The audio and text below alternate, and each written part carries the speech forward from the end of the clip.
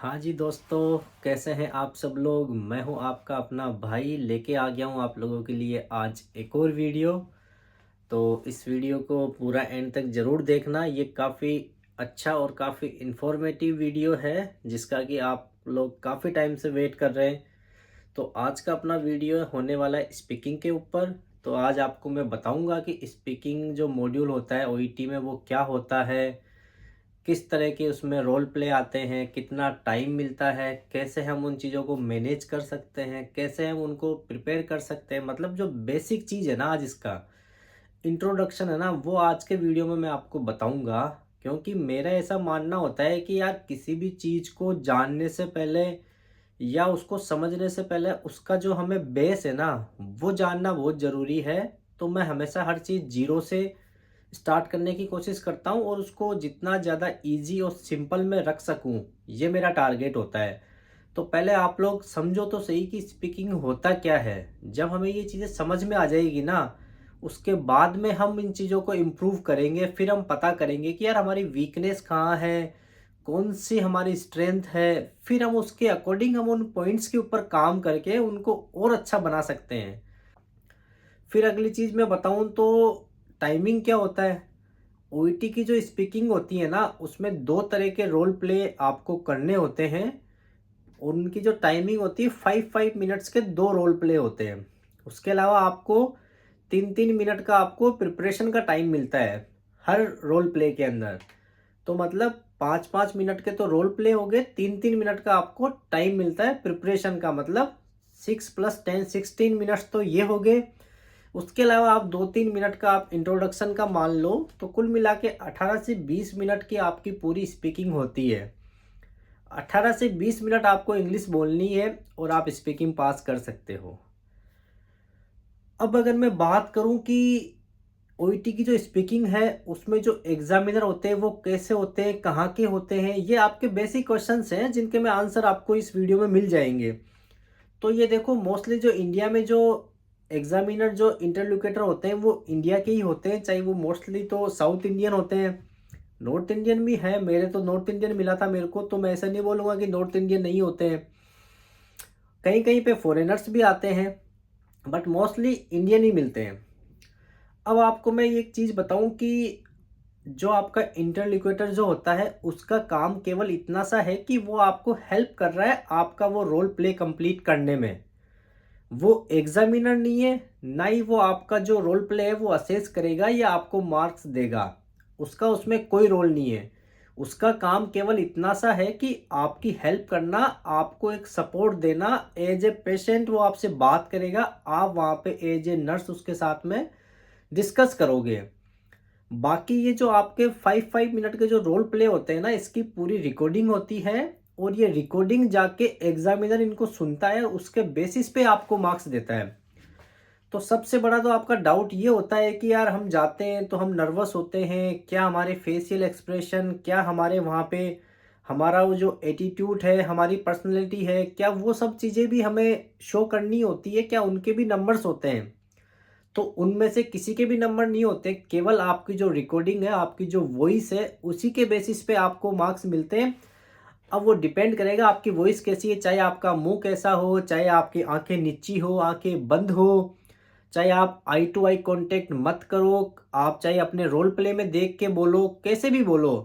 आपकी जो रिकॉर्डिंग है ना, केवल उसी के बेसिस पे आपको मार्किंग क्राइटेरिया उसका दिया जाता है। तो ये भी डाउट अपने दिमाग से आप लोग निकाल दो। इसीलिए स्पीकिंग के अंदर मोर चांसेस होते हैं नंबर इंक्रीज होने के। क्योंकि जो रिकॉर्डिंग सुनने वाला जो एग्जामिनर होता है ना, वो जैसे मान लो फर्स्ट टाइम किसी ने सुनी है, हो सकता है उसका नॉलेज अलग हो, उसका एक्सपीरियंस अलग हो, उसका पैटर्न अलग हो, तो वो अपने अकॉर्डिंग मार्क्स देता है। लेकिन जब मान लो अगर आप रिवैल्यूएशन में लगाते हो दोबारा, तब वो दूसरा एग्जामिनर चेक करेगा, तो हो सकता है उसका वे ऑफ चेकिंग या उसका वे ऑफ मार्किंग अलग हो। इसीलिए स्पीकिंग में हमेशा चांसेस होते हैं नंबर इंक्रीज होने के। तो ये केवल बेसिक चीज़ें हैं जो हमें पहले पता होनी चाहिए, ताकि हम उसके अकॉर्डिंग जो बाद की चीज़ें हैं वो इम्प्रूव करें।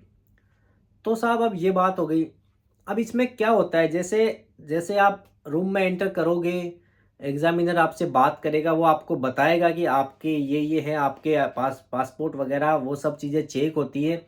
फिर वो बोलेगा कि अब मैं आपकी रिकॉर्डिंग स्टार्ट कर रहा हूँ। उसके बाद में वो पहले आपसे एक इंट्रोडक्शन होता है, बेसिकली आपसे पूछता है आप कहाँ से हो, क्या करते हो, कौन से हॉस्पिटल में काम किया है, कितना एक्सपीरियंस है, मतलब कुछ बेसिक क्वेश्चंस होते हैं जिससे आप उस इंटरलोकेटर के साथ में आप फेमिलियर हो जाओ।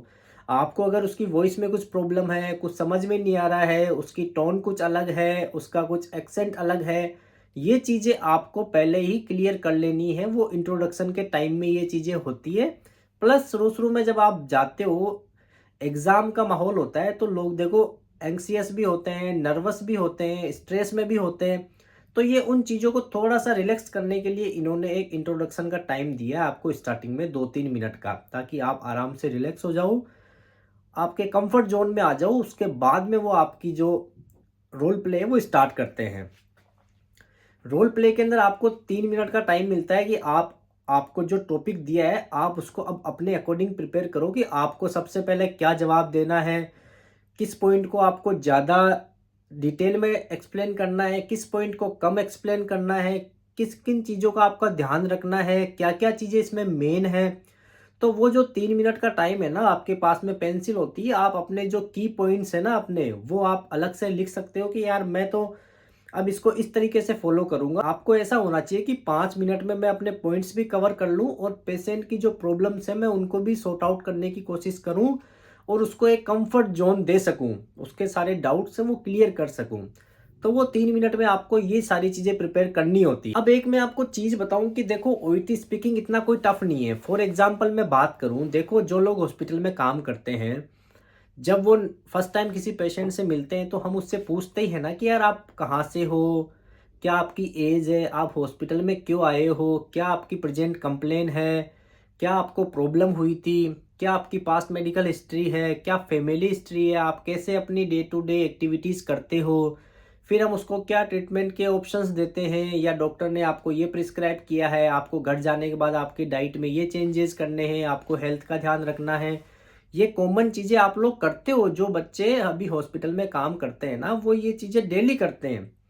लेकिन अभी ये चीज़ें हमारे लिए ईज़ी क्यों है? क्योंकि हम अपनी लैंग्वेज में कर रहे हैं। हमारी लैंग्वेज से हम फ़ेमिलियर हैं, क्योंकि हम बचपन से उसको बोलते आ रहे हैं। तो हमारा फ्लो भी अच्छा है, हमें हमें सोचने के लिए भी टाइम नहीं चाहिए, क्योंकि ऑलरेडी ये चीज़ें हमारे दिमाग में है। क्योंकि हम बचपन से यही बोलते आए हैं ना। अभी आपको क्या करना है, चीज़ें सारी सेम है, लेकिन बस आपको उसको इंग्लिश में कन्वर्ट करना है। बस उसी चीज़ के चक्कर में लोग फेल हो जाते हैं, क्योंकि हमें आदत नहीं है, हमने कभी ट्राई नहीं किया। तो एटलीस्ट ट्राई करो, पहले अपना टाइम लो, पहले अपने भाई से, अपनी छोटी बहन से, अपने बड़े भाई से, उनसे बात करो, उनसे हाय हेलो करो, उनसे पूछो कि तुम्हारा डे कैसा रहा, आज तुमने क्या खाया, तुमने क्या पिया, तुमने पूरे दिन में क्या पढ़ाई की, कहाँ घूमने गए, कैसा रहा तुम्हारा। ये चीज़ें तुम अपनी डे टू डे लाइफ में लेके आओ, ताकि धीरे धीरे तुम्हें कॉन्फिडेंस आने लगेगा। तुम्हारी जो बेसिक इंग्लिश है, तुम्हारी जो बोलने की जो हमारी जो टोन है, हमारी ये मुंह है ना, ये खुलेगा आपका, आपके दिमाग में आइडियाज़ आने लगेंगे। इसीलिए मैं बोलता हूँ हमेशा जीरो से, बेसिक से चीज़ें स्टार्ट करो, ताकि जो फेलियर रेट है वो कम से कम हो सके। ओईटी स्पीकिंग सबसे इजी स्पीकिंग है, आप ये मान लो, लेकिन आपको समझना पड़ेगा कि इसमें हमें कौन कौन सी चीज़ों पे फोकस करना है। वो जो समझ लेगा ना, उसके लिए ओईटी स्पीकिंग काफ़ी इजी है। तो इस वीडियो में मैं आपको केवल इतना ही बताना चाहता हूँ कि स्पीकिंग के अंदर देखो, आपका वो इंग्लिश का लेवल तो चेक करते ही हैं, उसके साथ में आपका क्लिनिकल जजमेंट कैसा है, कैसे आपने पेशेंट के क्वेश्चन सुने हैं, उसको कैसा आंसर दिया है, क्या वो सेटिस्फाई है एंड ऑफ द एंड आपके जो कॉन्वर्सेशन की जो एंड हो रहा है, उसमें वो आपका जो पेशेंट है उसका लुक कैसा है, क्या वो खुश है आपके जवाबों से, वो बेसिकली आपका चेक किया जाता है। उसके साथ साथ में आपकी इंग्लिश तो चेक करनी ही है।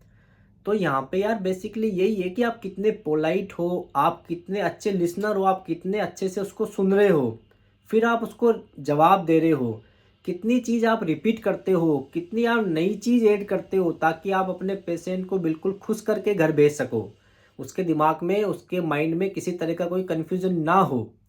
ज़्यादा से ज़्यादा नई नई चीज़ें या मेडिकल टर्मिनोलॉजी आप यूज़ ना करो, ताकि वो और ज़्यादा कन्फ्यूज़ हो जाए। सिंपल और ईजी भाषा रखनी है। तो आपको ये भी नहीं सोचना है कि यार मैं तो फास्ट फॉरवर्ड इंग्लिश बोलूँ या मैं बोलता ही रहूँ, मैं मेरे को चुप नहीं होना है। अगर मैं चुप हो जाऊँगा तो हो सकता है एग्जामिनर को लगेगा कि मेरे को आता नहीं है। बिल्कुल नॉर्मल, बिल्कुल ईज़ी रहना है आपको। जितना सिंपल, जितना नेचुरल रह के आप बात करोगे ना, उतने ही आपके पास होने के जो चांसेस है ना वो ज़्यादा होते हैं। ओईटी स्पीकिंग के अंदर इसके अलावा कुछ भी नहीं है। आज मैंने आपको केवल एक इंट्रोडक्शन बताया है कि ओईटी स्पीकिंग क्या होती है, क्या-क्या चीज़ों का हमें ध्यान रखना चाहिए और कहाँ से हमें स्टार्ट करना चाहिए। अगर आप लोग चाहते हो तो मैं आपको जो मेरा एक्सपीरियंस था एग्ज़ाम हॉल का, मैं उस पे भी एक वीडियो बनाऊँगा। आप लोग चाहते हो तो मैं आपको डिटेल में और डीप में समझाऊँगा कि आपको कैसे अब इन-इन पॉइंट्स पे आपको ध्यान रखना है, इन-इन पॉइंट्स को अवॉइड करना है। मैं उस पे भी वीडियो बना सकता हूँ।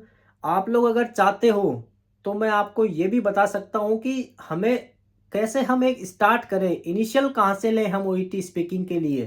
क्या-क्या बेसिक चीज़ें हैं जो हम घर पे कर सकते हैं। तो ये डिपेंड करेगा आपके रिस्पॉन्स पे। जैसा आप लोग मुझे बताओगे मैं उसी के अकॉर्डिंग आने वाले फर्दर वीडियोस बनाऊंगा स्पीकिंग के ऊपर। आज का मेरा जो मोटिव था वो यही था कि एटलीस्ट आपको पता चले कि ओईटी स्पीकिंग होती क्या है। तो आप लोग मुझे ज़रूर बताना मैसेज करके कि आपको ये वीडियो कैसा लगा और फर्दर आपको और क्या जानना है स्पीकिंग के बारे में, आपके क्या डाउट्स हैं, ताकि मैं आने वाले वीडियोज़ में उनको भी कवर कर सकूँ। तो थैंक यू सो मच दोस्तों वीडियो देखने के लिए। मिलते हैं अपने एक और नए वीडियो के साथ में next time. Thank you so much.